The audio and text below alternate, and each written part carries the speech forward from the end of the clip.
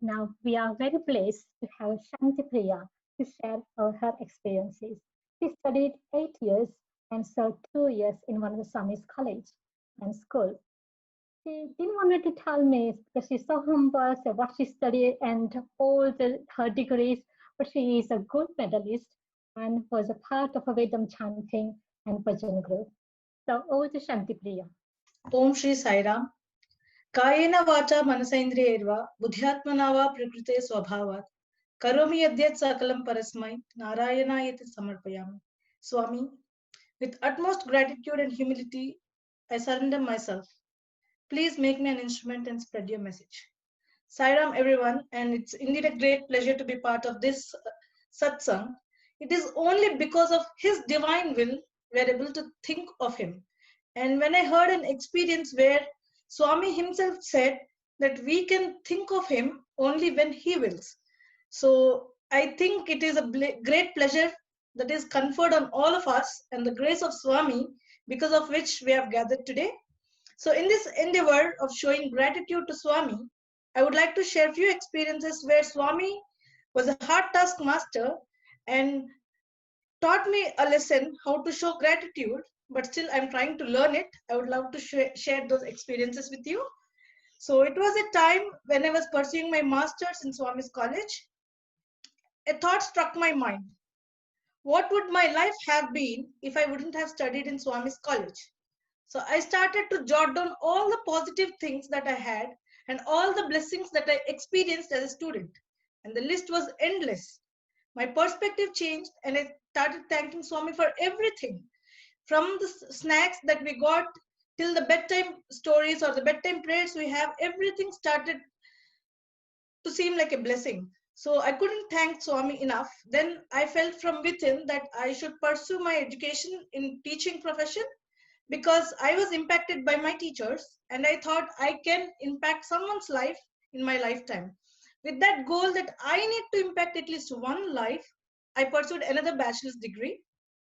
After completing that, it was time for me to choose my career.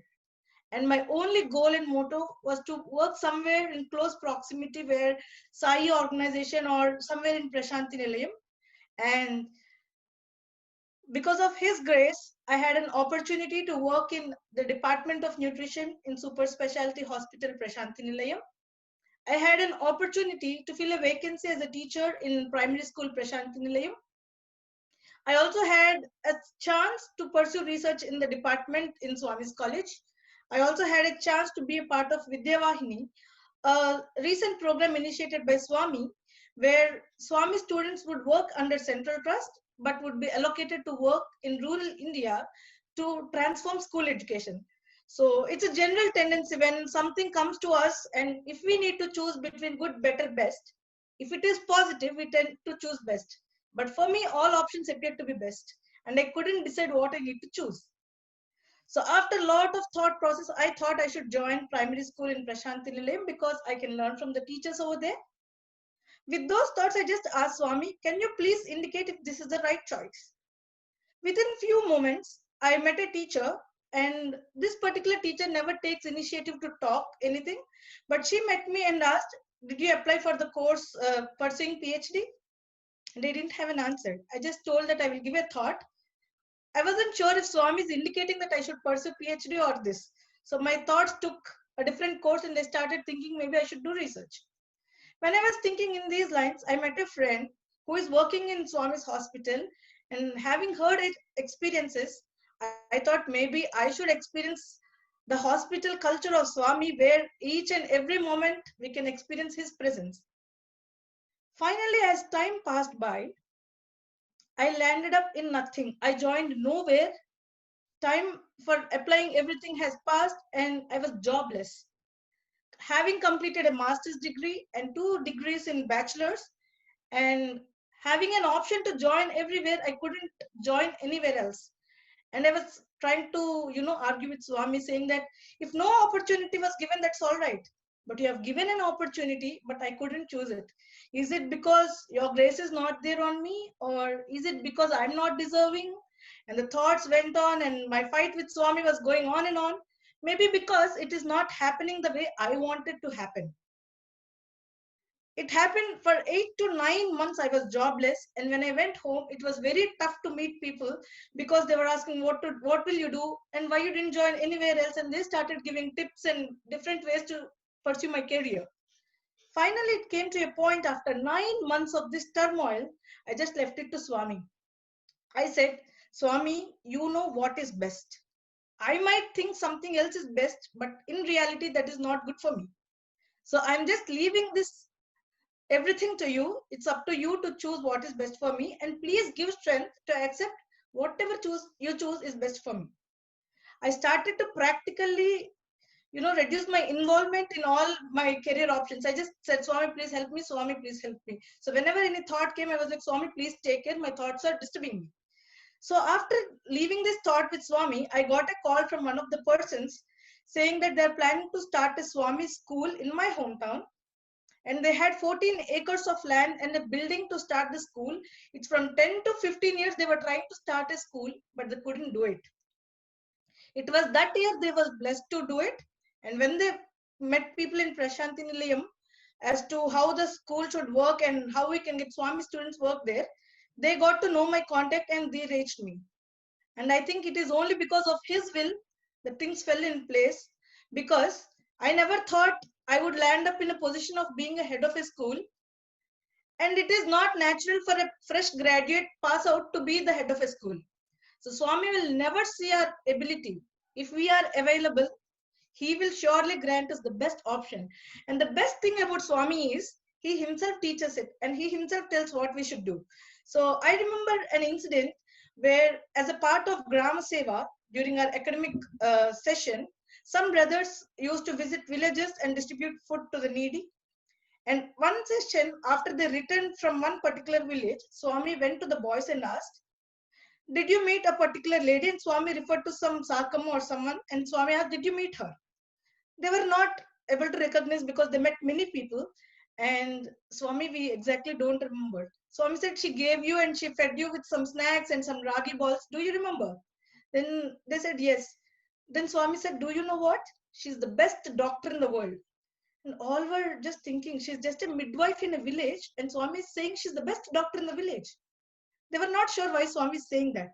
And Swami went on to say, because every operation or every patient she touches, she says, Swami, it is you who are doing it. I am not doing anything. So, and Swami says, I am best in everything. So she is ought to be the best doctor. So it's always better to leave everything to Swami, for he knows the best. And he himself waits for us so that we can call out to him. So that moment, and if I would have worked elsewhere, I wouldn't have contributed much as I would have done as a principal. So I was thankful to Swami. All my shoutings and kind of fights with Swami turned out into tears of gratitude.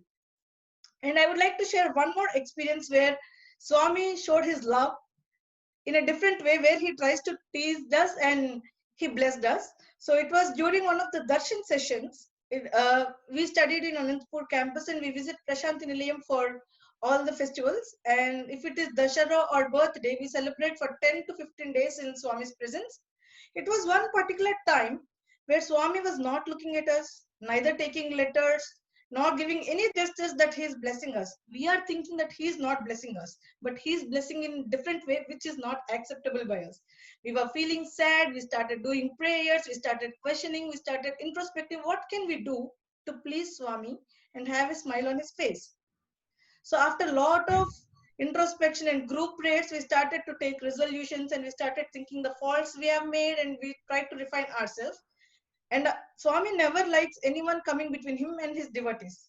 But seeing the sad state of us, our teacher took courage and went to Swami and said, Swami, pillalu edustunar, all students are crying. And Swami said, give them handkerchiefs. And we felt all the more hurt. Swami, already we are crying. Instead of guiding us and, blessing and guiding us, you are telling you handkerchiefs, and we were crying. Even for that, we were crying. But by the end of the trip, we tried to intensify our prayers and Swami blessed us. We were contented because Swami gave us special prasadam. But the story doesn't end there. The next trip, when we came for Prashanti Nilayam for Swami's birthday celebrations, it was on Ladies' Day, November 19th, where the darshan got over. We got special diaries on Ishwaramma and we got chocolates and prasadam. But after the darshan got over, only 500 of us, the students of our campus, were held in Kulwant Hall. And then some boxes came from Yajur Mandir. We were thinking Swami is compensating the other darshan times by giving us a special prasadam. So we were excited to see, and we were feeling privileged because only we are there to get the special prasadam and no one else. So we were trying to feel off the extra grace Swami was showering on us. So on that particular occasion, they got some boxes from Yajur Mandir and they were distributing it. So there were some transparent boxes with some orange tag on it, and we are not able to make out because each box looked different. So we were trying to think, is it a chocolate that Swami is giving us, or is it a cake or a muffin or ice cream? So we were trying to think what Swami is giving us. By the time the box came to us, it is a double colored, something is there and some quote is written on the box. When we opened the box, they were handkerchiefs. We were shocked because in our prayers, when Swami said, give handkerchiefs, some of us said, okay, Swami, give us handkerchiefs. So even he fulfilled that desire. Whatever he says comes true. And if we think that he is there for us, and Swami himself gives the tips for us, like if you pretend to be good, you tend to be good and you end being good.